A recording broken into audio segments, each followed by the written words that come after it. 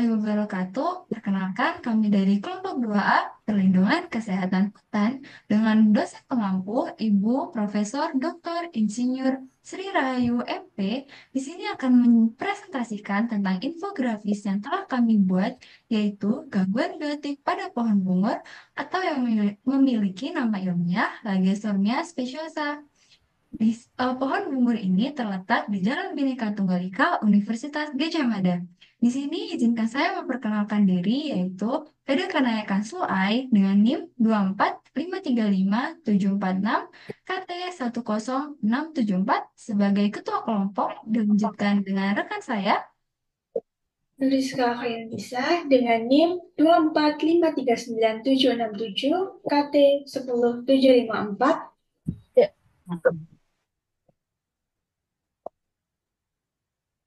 Dan saya Naisha Latifah Morhi Putri dengan NIM 245346977 KT 10654. Dan saya Naila Almarzuruf dengan NIM 245453331 KT 10906.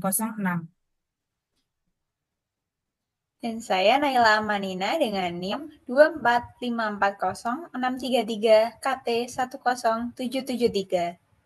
Dan saya Najwa Mu'alifah dengan NIM 245333407 KT 10601. Dan saya Ulil Amri Ar-Rasyid dengan NIM 5355298 KT 10667. Saya Rama Berliando Putra dengan NIM 245425513 KT 10802.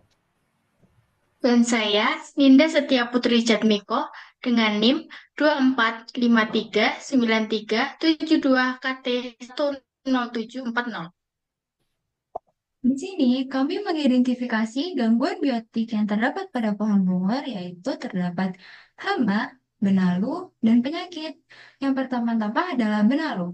Benalu adalah sejenis tanaman parasit yang menempel pada tanaman inangnya, yaitu pada pohon bungur.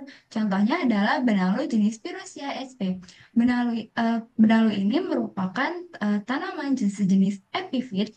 Dia akan menyerang pada batang atau cabang pohon bungur, dan dia akan bersaing dengan pohon bungur untuk menyerap nutrisi dan air. Kemudian berikutnya, dampak dari benalu. Benalu dapat menyebabkan gangguan pada pertumbuhan pohon bungur. Benalu akan menyebabkan kekardilan dan kurangnya produktif pada bungur, serta benalu akan menyebabkan tanaman menjadi rentan terhadap penyakit yang lainnya dan akan meningkatkan risiko kerusakan dari pohon tersebut. Kemudian, pengendalian dari benalu yang pertama yaitu pemangkasan. Bagian tanaman yang terserang benalu sebaiknya dipangkas hingga bagian yang sehat untuk mencegah penyebaran lebih lanjut. Yang kedua, penggunaan herbisida. Beberapa herbisida sistemik dapat digunakan untuk membasmi benalu. Namun penggunaannya harus hati-hati agar tidak merusak tanaman inang. Yang ketiga, pengendalian alami. Ada beberapa predator alami yang memakan benalu seperti ulat atau serangga tertentu. Namun metode ini masih jarang digunakan secara luas. Kemudian penyakit hawar daun. Hawar daun merupakan penyakit tanaman yang disebabkan oleh bakteri Xanthomonas. Gejala utamanya berupa bercak-bercak pada daun berwarna kecoklatan atau coklat kekuningan yang dapat mengakibatkan daun mengering dan gugur. Mekanisme bakteri Xanthomonas dalam menyebabkan hawar daun. Yang pertama ada infiltrasi. Bakteri masuk ke jaringan tanaman melalui luka atau celah pada daun atau melalui stomata. Yang kedua, kolonisasi. Setelah berhasil masuk ke jaringan tanaman, bakteri Xanthomonas berkembang biak lalu menghasilkan enzim dan toksin yang merusak sel-sel tanaman. Yang ketiga, penyebaran. Bakteri Xanthomonas dapat menyebar melalui air, angin, yang dapat menginfeksi pada tanaman lain. Yang keempat, gejalanya. Muncul gejala yang nampak pada daun berupa bercak-bercak berwarna coklat kekuningan atau kecoklatan yang dapat mengakibatkan daun mengering dan gugur. Kemudian dampak pada tanamannya, yang pertama, terjadi kerusakan pada daun dapat mengurangi kemampuan fotosintesis, menyebabkan pertumbuhan tidak optimal, dan memperlambat perkembangan tanaman. Yang kedua, tanaman menjadi lebih rentan terkena penyakit lain. Yang ketiga, Jika semakin parah dan tidak segera ditangani, dapat menyebabkan kematian tanaman. Kemudian, faktor yang mempengaruhi. Dari faktor lingkungan seperti kelembapan tinggi dan suhu ekstrim, kualitas tanah, serta kondisi air yang buruk. Dari faktor biotik, seperti serangga atau hama yang dapat melakukan penyebaran bakteri dan pelukaan pada bagian-bagian tanaman. Pencegahan. Menanam varietas yang tahan terhadap penyakit hawar daun, sanitasi lahan, mengatur jarak tanam supaya meningkatkan sirkulasi udara dan mengurangi kelembaban. Pengendalian.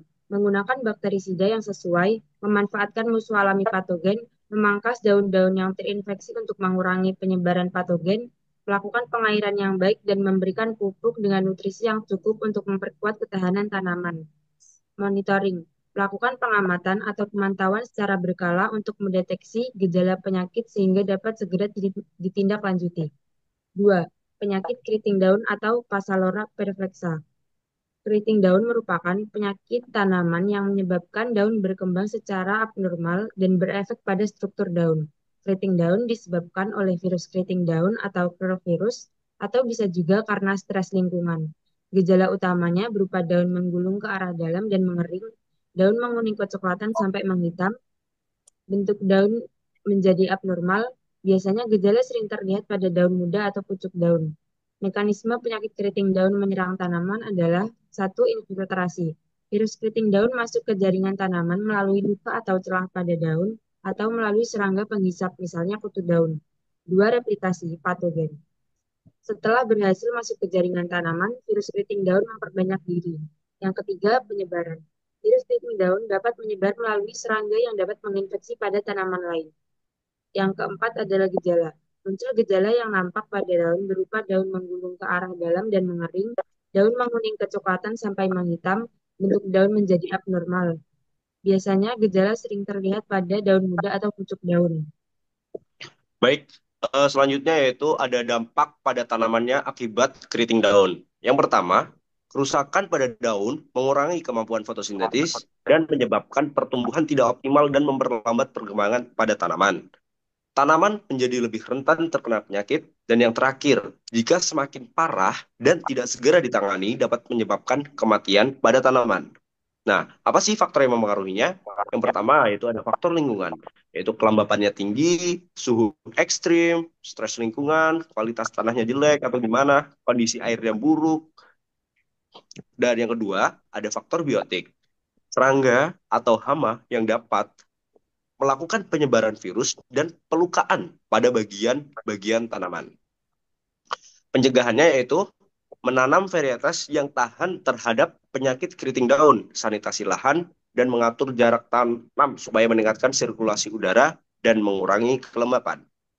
Pengendaliannya yaitu dapat menggunakan bahan kimia yang sesuai untuk mengurangi patogen, memanfaatkan musuh alami patogen, memangkas daun-daun yang terinfeksi untuk mengurangi penyebaran patogen, melakukan pengairan yang baik, dan memberikan pupuk dengan nutrisi yang cukup untuk memperkuat ketahanan tanaman. Monitoringnya yaitu dapat melakukan pengamatan, pemantauan secara berkala untuk mendeteksi gejala penyakit sehingga dapat segera ditindaklanjuti. Yang terakhir, hama rayap pada batang pohon bungur. Hama rayap adalah serangga yang hidup di dalam hutan dengan memanfaatkan tanaman hutan sebagai tempat berkembang biak dan sumber makanan sehingga menimbulkan kerusakan hutan, seperti pada pohon bungur. Jenis rayap yang menyerang pada pohon bungur ini adalah Coptotermus curvignatus. Serangan rayap pada batang pohon dapat ditandai dengan munculnya bercak hitam dan jarur rayap di sepanjang batang. Rayap menimbulkan kerusakan secara langsung karena merusak sebagian dari pohon, khususnya pada bagian batang. Nah, untuk cara kerja atau mekanismenya itu, rayap bekerja dengan menyerang jaringan tanaman, termasuk pohon bungur dengan mekanisme kerusakan serangga di luar jaringan tanaman yang ditandai dengan lorong-lorong di permukaan batang. Nah, rayap ini memakan selulosa yang terdapat dalam kayu berkat adanya protozoa simbiotik yang membantu mencerna bahan tersebut. Pengendalian dapat dilakukan dengan termitisida atau sistem umpan untuk mengurangi populasi rayap. Nah, dampak rayap pada tanaman itu ada batang menjadi rapuh dan berongga, stabilitas pohon menurun, daun menguning, dan yang terakhir dapat menyebabkan kematian pada tanaman. Pengendalian hama. Secara umum, proses pengendalian hama rayap dilakukan dengan metode kimia, biologi, maupun kombinasi dari dua metode tersebut. Metode kimia adalah dengan menggunakan bahan kimia, seperti fipronil, sipermetrin, dan klorpirifos dengan konsentrasi aplikasi formulasi 1-2,5 mili per liter. Sedangkan metode biologi dilakukan dengan menggunakan organisme pengendali biologis yang dapat menghambat pertumbuhan rayap atau bahkan mematikan individu rayap.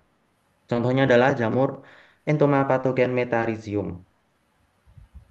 Faktor yang mempengaruhi faktor lingkungan. Faktor lingkungan yang mempengaruhi perkembangan populasi rayap meliputi curah hujan, suhu, kelembapan, ketersediaan makanan, dan musuh alami. Faktor biotik.